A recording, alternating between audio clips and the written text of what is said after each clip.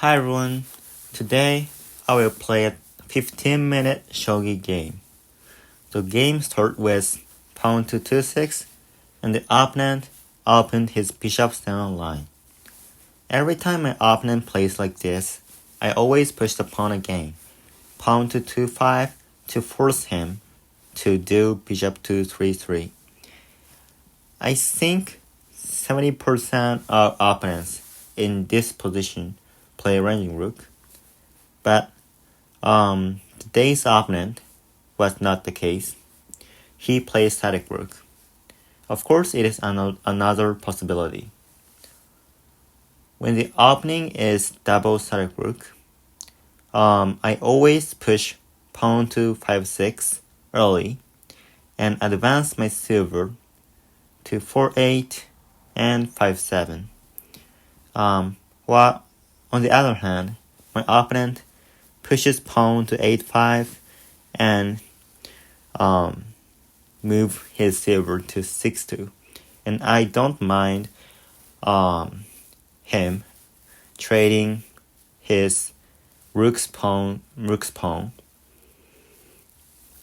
So he pushed pawn to 8-6 and takes, and I advance my silver to 5-7. And next I will try to push pawn to 5-5 to control the center while blocking the bishops down the line.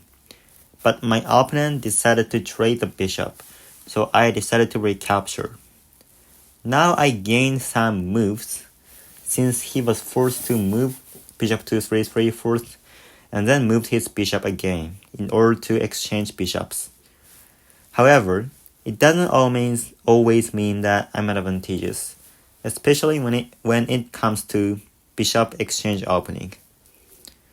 I decided to castle my king in Yagura since I want my king to be safe. On the other hand, he jumped his knight to 7-3 and pushed pawn to 6-5. So now I had to do something to defend his knight's attack, since if I take the pawn in 6-5, he can recapture it by knight, and it's a natural fork that my silver will either be taken. And in this position, I thought for a while, and I sort of like advancing silver to 5-6, but actually I was thinking kind of differently. So of course I couldn't take this pawn in 6-5, so I had to ignore it. But also I have to be careful about my opponent dropping bishop in 3-9 to attack both my rook and 6-5. So in order to defend this attack, I decided to drop my bishop in 5-6, which seems working in both attacking and defense. But I honestly don't know whether it was a good move. And in fact, this move was a questionable move, since it doesn't have any specific purpose to do next. So instead, I should have simply advanced my silver to 5-6 instead of dropping the bishop in 5-6. And so in this position, first I push the pawn to 2-4, and I'm pretty sure that the opponent will take it by pawn, not silver, since I can take his pawn in 3-4 at any time. So he took my pawn. He took my pawn by his pawn, and in this position, I spent so much time to think. The next move, after pawn to 3-5 and the pawn takes, then I spent so much time to think. So the next move I was considering was whether pawn drop 2-3, pawn drop 3-4, or silver 2-4-6 after pawn to 3-5, and yeah. So I was first, if I dropped pawn to 2-3, my opponent will play silver to 6-4, and after that, silver to 4-6, knight to 8-5, and I'm not really sure about the position, but I think I will be disadvantageous. So pawn drop 2-3 was, it doesn't mean that pawn drop 2-3 was not an option, but I don't think it was the best move. And the next, if I dropped pawn to 3-4, my opponent will move silver to 4-4 in order to escape. And after that, rook takes 2-4, pawn drop 2-3, rook to 2-8, the rook retreats, and silver takes 5-5. And again, I thought I'm disadvantageous. Although I can promote my pawn to 3-3, he will take my bishop, and it will be really a fierce fight, but I don't think it is good for me. So this is the reason why I decided to move silver to 4-6. So basically, I decided, I finally, after thinking so much time and abundance of time thinking it, I decided to play silver to 4-6, and it was actually the best move in this position. And after that, my opponent thought the next move for a while, and of course I was kind of scared at pawn to 7-5. So the purpose of the pawn to 7-5 means that he can promote his bishop at any time by dropping bishop in 3-9, attacking both rook and the pawn in 7-5. So yeah, he actually did that. And after pawn to 7-5, there was no option that I will ignore this pawn, since after that he would take my pawn in 7-6, and the silver or gold recaptures, but pawn drops 7-5.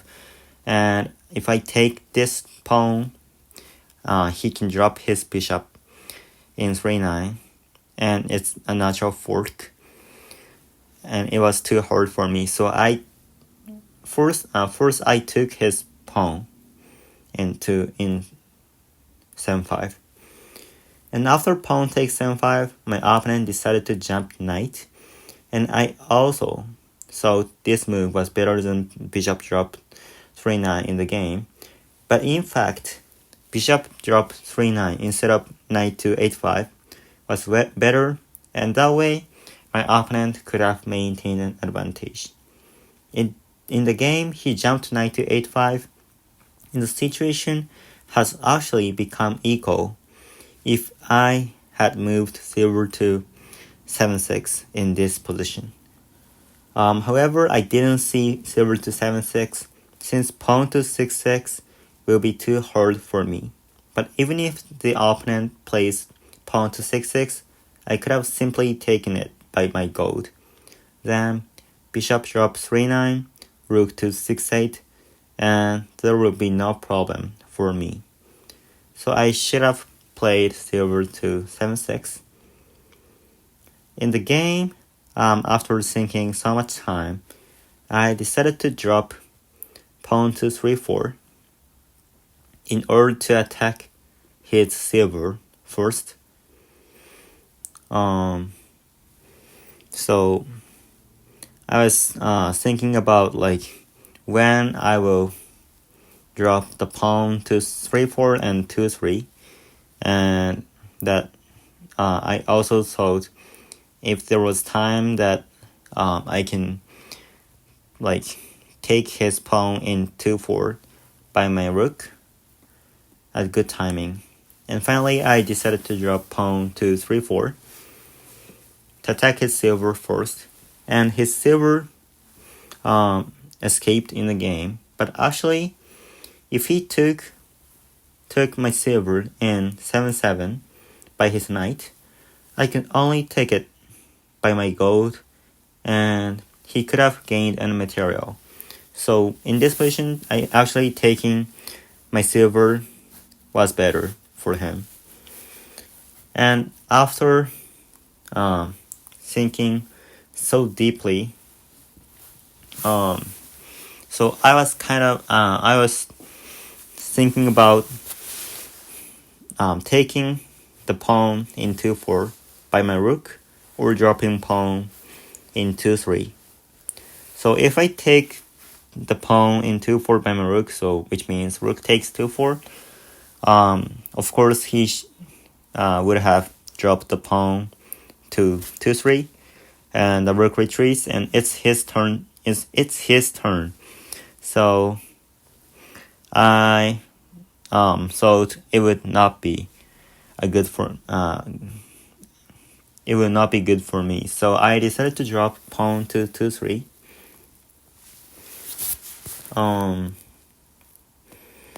And though I thought it would definitely not be the best move, but I thought this pawn would be threatening for the opponent and could be the key to make the situation reversed. So I asked my opponent if he can manage this pawn. And if he ignores it, I can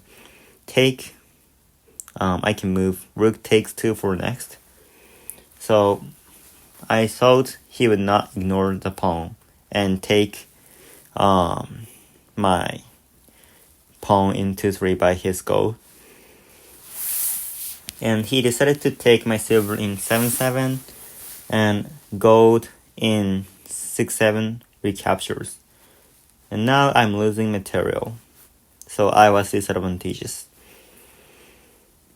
And he decided to drop pawn in 7-6, but it was actually unnecessary. He should have simply taken my pawn in 2-3 by his gold, and the game would be difficult for me. After that, even if I could drop knight in 1-5, gold to 1-4, knight to 2-3 promote, bishop drop 3-9, and my opponent can attack my rook, so there will be no problem for the opponent. After bishop drop 4-9 and pawn drop 6-9 in the game, my opponent, the situation has become more confusing, and there was a chance that I could win. And in this position, my opponent also spent some time to make the next move. I thought he would drop the silver to 2-7 next to attack my rook. But I was thinking about maybe like escaping my rook in 6-8 and see what will happen.